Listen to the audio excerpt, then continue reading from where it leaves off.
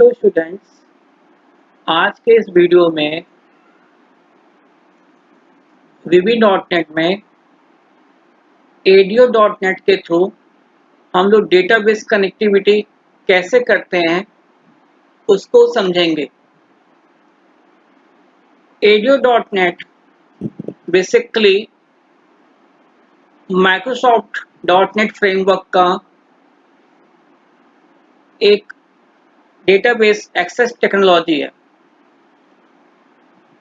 ADO.NET communicate करता है relational और नॉन रिलेशनल कंपोनेंट्स के थ्रू। ये डिसकनेक्टेड आर्किटेक्चर पे काम करता है जो कि डेटाबेस पे इंडिपेंडेंट होता है। इसके दो की फीचर्स होते हैं, data providers and data set. Data set जो कि टेबल्स को स्टोर करने के काम करता है और डेटा प्रोवाइडर्स जो कि जिसके थ्रू हम कोई भी ऑपरेशन परफॉर्म करते हैं वो हमारे डेटा प्रोवाइडर्स होते हैं। इन डेटा प्रोवाइडर्स में तीन टूल्स होते हैं, OLEDB,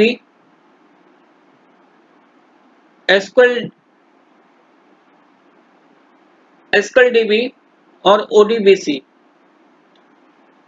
अब OLEDB में एक होता है OLEDB एडाप्टर, जिसका कि काम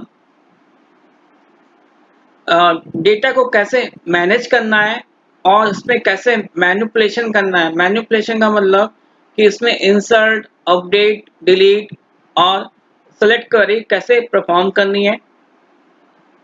दूसरा इसमें होता है डेटा सेट, जिसको कि हम अभी आपको पहले भी बता चुके हैं कि इसमें डेटा को एक्सेस करने का काम करता है, यानी टेबल्स को एक्सेस करने का काम करता है। और तीसरा इसमें होता है OLEDB command builder. OLEDB command builder जो कि डेटा अडाप्टर और डेटा सेट पे मैनेज होता है, यानी हम कोई भी ऑपरेशन परफॉर्म करेंगे तो हमारा OLEDB कमांड बिल्डर एक्टिव हो जाएगा और वो तब तक एक्टिव बना रहेगा जब तक कि वो ऑपरेशन परफॉर्म नहीं हो जाता। जैसे ही वो ऑपरेशन परफॉर्म होता है वो अपने आप ऑटोमेटिक डिसकनेक्टेड हो जाता है। तो आज हम लोग ADO.NET के थ्रू कैसे डेटाबेस से कनेक्टिविटी करते हैं उसको हम समझेंगे। तो डेटाबेस कनेक्टिविटी से करने से पहले हम लोग डेटाबेस कैसे बनाते हैं उसको देखेंगे।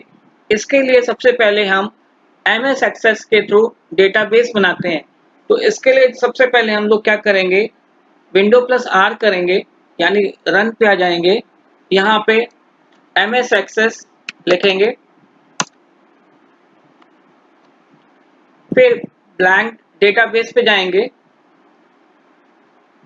फिर यहाँ पे आप देखो राइट साइड पे एक येलो कलर का ओपन फोल्डर दिखाई दे रहा है, इस पे क्लिक करेंगे। क्लिक करने के बाद लोकेशन चूज करेंगे, यहाँ पे डेटाबेस का नाम दे देंगे, देन ओके करेंगे। ओके करने के बाद क्रिएट पे क्लिक करेंगे। जैसे हम क्रिएट पे क्लिक करेंगे तो हम MS एक्सेस के मेन विंडो में आ जाएंगे। आप देख लो यहाँ पे लेफ्ट साइड में टेबल 1 लिखा हुआ है, इस पे राइट क्लिक करेंगे और डिजाइन व्यू पे जाएंगे। यहाँ पे आपसे टेबल का नेम पूछ रहा है तो आप यहाँ पे टेबल का नाम चेंज कर सकते हैं। अगर आपको यही रखना है तो आप इसको यहीं पे रख सकते हैं। देन ओके करेंगे। ओके करने के बाद सबसे पहले फील्ड्स के नेम देंगे। जैसे मैंने दे दिया first name, text, last name, text, age, number, salary, number. और यहाँ फर्स्ट नेम में जो आपको यहाँ पे की बनी दिख रही है जिसको यहाँ से हटा देंगे, इसे हम लोग बोलते हैं प्राइमरी की। प्राइमरी की का मतलब होता है कि जहाँ पे हम कोई भी रिकॉर्ड डुप्लीकेट नहीं डाल सकते। तो यहाँ पे प्राइमरी की का कोई कॉन्सेप्ट नहीं लगा सकते, क्योंकि कोई भी नाम, एक नाम की दुनिया में कोई एक आदमी नहीं हो सकता। एक पर्सन नहीं हो सकता, इसलिए इसको प्राइमरी की नहीं बना सकते। इसको हम यहाँ से हटा देते हैं। देन कंट्रोल एस करेंगे। कंट्रोल एस करने के बाद यहाँ पे इसको क्लोज करेंगे। क्लोज करने के बाद टेबल 1 पे राइट क्लिक करेंगे, ओपन पे जाएंगे। अब यहाँ पे हम कुछ रिकॉर्ड इंसर्ट करा लेते हैं।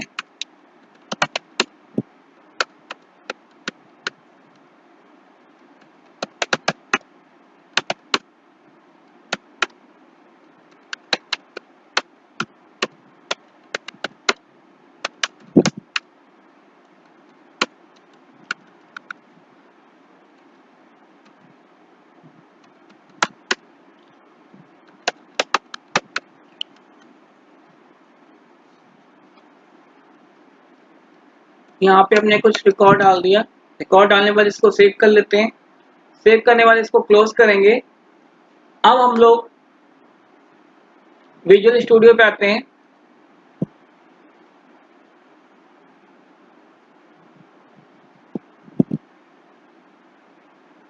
देन फाइल पे जाएंगे, न्यू पे जाएंगे, प्रोजेक्ट पे जाएंगे और यहाँ पे हम एक फॉर्म ले लेंगे, मिंट फॉर्म्स ले लेंगे।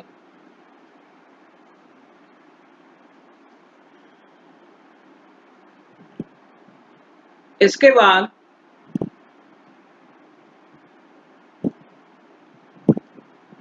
सबसे पहले यहाँ पे हम एक डेटा ग्रिड लेना है और डेटा ग्रिड हमारा इसमें आपका ये टूल्स नहीं आ रहा है। इसको लाने के लिए हम लोग सबसे पहले क्या करेंगे, यहाँ पे कहीं पे भी माउस से राइट क्लिक करेंगे, टूल्स आइटम पे जाएंगे,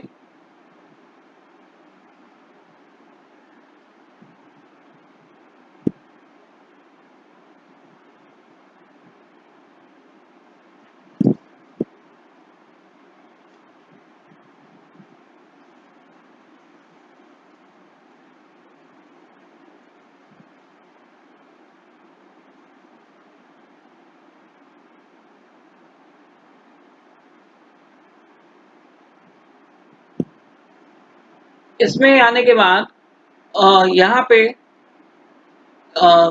यहाँ पे आपको दिख रहा है डेटा ग्रिड। इसको आपको यहाँ पे टिक मार्क लगाना है। देन ओके करेंगे।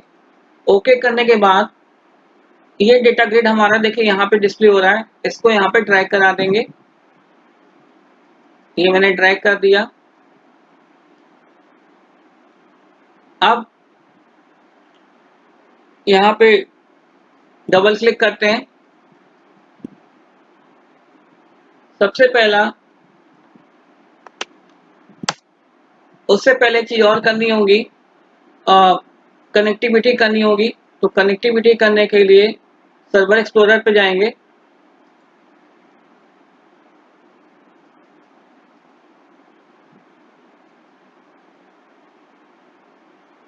यहाँ पे राइट क्लिक करेंगे, add connection, Microsoft Access database file. Database file name पूछ रहा है, तो आपने डेस्कटॉप पे बनाया हुआ है, माई डेटा नाम से। इसको ले लेंगे। देन यहाँ पे टेस्ट कनेक्शन पे क्लिक करेंगे, ओके कर देंगे। Then okay.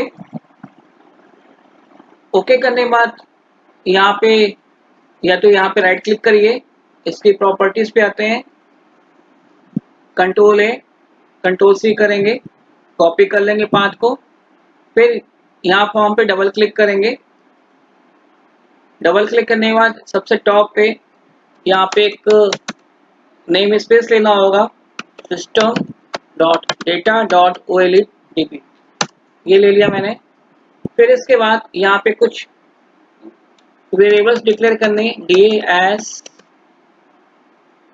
New OLEDB data adapter, जो कि मैंने बताया था, जो कि कॉम्बिनेशन है डेटा अडाप्टर और डेटा सेट का। डेटा सेट का काम है टेबल को स्टोर करके रखने का, और डेटा अडाप्टर काम है इसमें हम रिलेशन और नॉन रिलेशन ऑपरेशन परफॉर्म करते हैं, जैसे कि इंसर्ट, अपडेट, डिलीट, सेलेक्ट। वो डेटा अडाप्टर के थ्रू ही होगा। फिर अगला इसमें है dim DS S new data set. इसका काम होता है टेबल को स्टोर करके रखने का। फिर डेम cs एज स्ट्रिंग, यहाँ पे जो पाथ कॉपी किया था उसको पेस्ट कर देंगे। फिर dim cv as new OLEDB command builder, जिसका की काम है कि डेटा अडाप्टर और डेटा सेट पे जब कोई ऑपरेशन परफॉर्म होता है तो ये एक्टिव होता है, और ये तब तक एक्टिव बना रहेगा जब तक कि वो ऑपरेशन परफॉर्म नहीं हो जाता। जैसे ही वो ऑपरेशन परफॉर्म होगा ये अपने आप क्लोज हो जाएगा। देन फॉर्म लोड पे आएंगे, new OLEDB data adapter,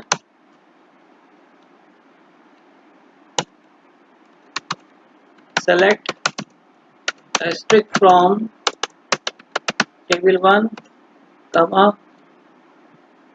cs da dot fill ds comma table का नाम दे देंगे यहाँ पे। Then data grid 1 dot data source is equal to ds dot tables, फिर ब्रैकेट में टेबल का नाम। इतना हो गया। अब इसको एक बार रन करके देखते हैं। F5 करेंगे। F5 करने पे देखिए यहाँ पे डेटा ग्रिड में हमारी टेबल डिस्प्ले होके आ रही है। तो डेटा ग्रिड का काम क्या है? डेटा ग्रिड को हम लोग अनबाउंड कंट्रोल भी बोलते हैं, जहाँ पे कोई भी टेबल एक पिक्टोरियल फॉर्म में यानी कि रो और कॉलम के फॉर्म में डिस्प्ले होती है, उसे यहाँ पे डेटा ग्रिड बोला जाता है, या इसे अनबाउंड कंट्रोल भी बोलते हैं। तो आज के लेक्चर में इतना आपको समझ में आएगा। अगले लेक्चर में हम लोग इंसर्ट, अपडेट, डिलीट और सिलेक्ट क्वेरी कैसे एग्जीक्यूट होगी वो यहाँ पे हम लोग सीखेंगे। थैंक्स।